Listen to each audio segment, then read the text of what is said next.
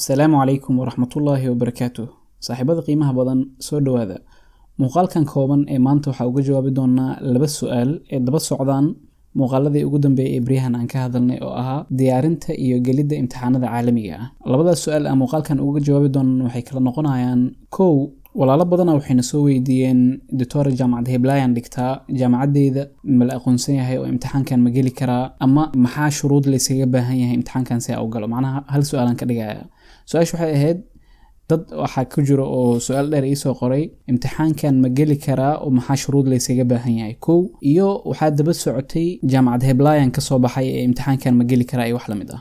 taasoo hal su'aal aan ka dhigayno hal qaba ugu jawaabayno iyo su'aasha labaad oo ah goormee ugu wanaagsan oo imtixaankan la geli karaa. Ardayga hadduu hadda bachelor wato oo fresh yahay ma geli karaa mise inuu khibrad sameeyo loo baahan yahay ama takhasus uu qaato ama wax la mid ah. Okay, su'aasha koowaad haddii aan ka bilowno jawaabteeda ani ma garanayo jaamacad X iyo jaamacad Y jaamacadda ka soo baxday balse jaamacadaada waxaa muhiim ah inay license ka haysato ama ay ka diiwaansan tahay website-ka caalamiga ah ee loo yaqaano halkaan aan ku qorno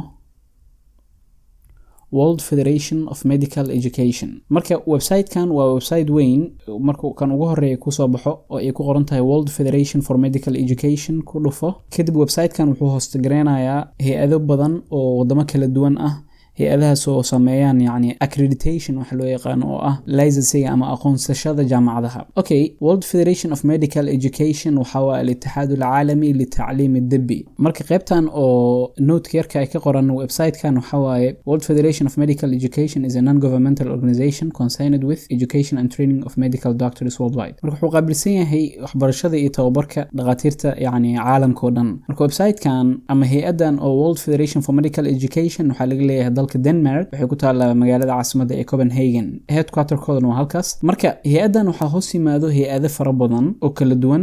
Website-kooda markii aad soo gashid wajiga koowaad ee ku soo baxayo sidaan oo kale waaye World Directory of Medical Schools. Marka halkan waxaa ku qoran tirada cadadka oo jaamacadaha shaqeeyo iyo qaaradaha ay ku kala yaaleen. Tusaale Africa oo kale 154, America 825, Europe 587 iyo si la mid ah. Haddii hal mar aan hoos u degano qaybtan ugu hooseyso waxaa nooga muuqanaya marka hay'adan hay'adaha kale ee host gareyso iyo hay'adaha sponsor gareeyaan intaba. Ugu horeyn World Federation for Medical Education waxay kale isla shaqeeyaan hay'ad loo yaqaano FAMER oo loo soo gaabiyo Foundation for Advancement International Medical Education and Research. Waxay kale sponsorship ka heshaa Canadian Medical Council oo ah Medical Council of Canada iyo ECFMG oo isagana Mareykanka laga leeyahay oo ah Educational Commissioner for Foreign Medical Graduates iyo waliba Australian Medical Council iyo waliba waxa kale oo ay qayb ka hay'adda iyadana Mareykanka laga leeyahay oo ah qaybta medical students ka qaabilsan International Federation of Medical Students Association. Waxa kale oo qayb ka Danish Health Authority iyo waliba Korean Institute of Medical Education and Evaluation. Anaga marka muhiimadeena waxaan dhan waxa waaye kalaam oo dheeraad ah balse waxa muhiimadda ay noo tahay waxa waaye website-kan hadda idin sheegay sidee u ogaanaysaa jaamacadaada jaamacad international ka diiwaansan oo licensed ah oo la aqoonsan yahay ma tahay isla markaasna ma ku ogolaanaysaa imtixaanada caalamiga inaad gashid iyo in kale. Website-kan markii aad soo booqatid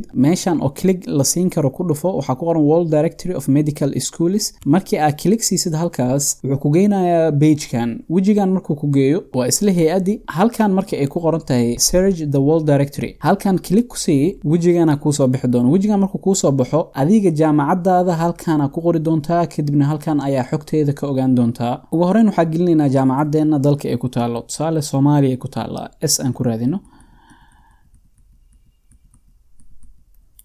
S markii aan ku raadinay waa tanaa Soomaaliya. Halkan markii aan ku dhufano Soomaaliya jaamacadaada magaceeda ku qor medical school. Schoolkii ma ahano schoolka ahaa laakiin medical school waxa waaye kuliyadda laga wadaa kuliyadda caafimaadka markii jaamacadda aad ku soo dhigatay. Anaga hadda jaamacadda qarankeena Soomaaliyeed aan gelino maanta waa tijaabinayna Somali National University. Somali National University markii aan fiirino si toos u wada qor Somali National University magaalada ku taala. Somali National University waxay ku taala magaalada Muqdisho. Okay, wuxuu weydiinayaa marka operational miya mise ma shaqeysaa macnaha way shaqeysaa. Yes, way shaqeysaa Somali National University.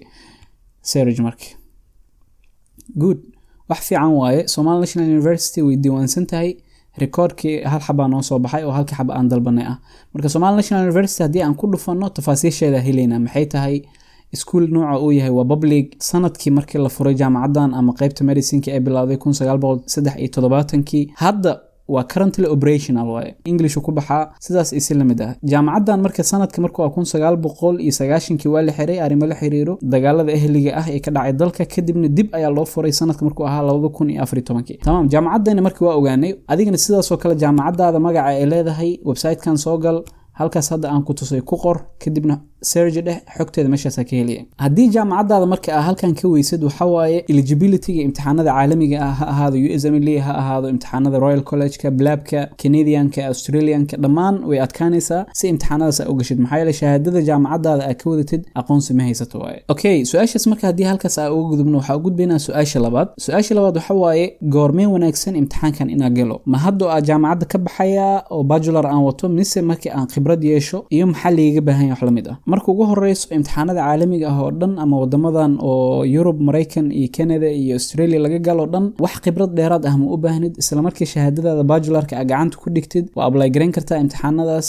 xilliga ugu fiican ee qof galana waxa waaye ardayga markuu fresh yahay oo hadda jaamacada soo dhameeyo maxaa yeelay markaas uu diyaarsan yahay weli macluumaadkii jaamacada ku dambeeyaan laakiin mar walba banaanka muddo ah sii joogtid oo aad shaqaysid oo khibrad raadin aad gashid cilmiga waa sii iloobaysaa uu ka kala daadanaya inkastoo ay sahlan tahay oo dib la isku diyaarin karo laakiin waqtiga u baahanaysid marka fresh ka tahay iyo waqtiga u baahanaysid marka muddo banaanka joogtid uu kala badan yahay marka talada ugu wanaagsan aan bixinaa waxa waaye ardayda oo junior ka ah oo fresh ka ah inta ay kari karaan inay ciyo galaan macnaha dhaqaatiirta marka fresh ka tahay oo hadda shahaadada ah xasilasay hal sano banaanka joogtaa dhowr bilood banaanka joogtaa hadii dhaqaale ahaan maaliyad ahaan uu ku soo gali karo imtixaan caalami ah inaad gashid si khibradaadii iyo aqoontaadii iyo adduun aragaaga uu u ziyaado inta yar tahay isku day in aad isku diyaarisid imtixaanada caalamiga ah sidaasna aad ku biidgarisid haduu ilaahay yiraahdo waxaan rajaynayaa labadan su'aal ee degdeg ah inaan muuqaalkan uga jawaabnay wixii kale su'aalo dheeraad ahna waa ii soo diri doontaan qaybaha dambe ayaa isku la xalinayna insha Allah aad iyo aad u mahadsan tahay ha iloobin kanaalka inaad subscribe saartid muuqaalkana aad like tan oo saartid haduu ilaahay yiraahdo assalamu alaykum wa rahmatullahi wa barakatuh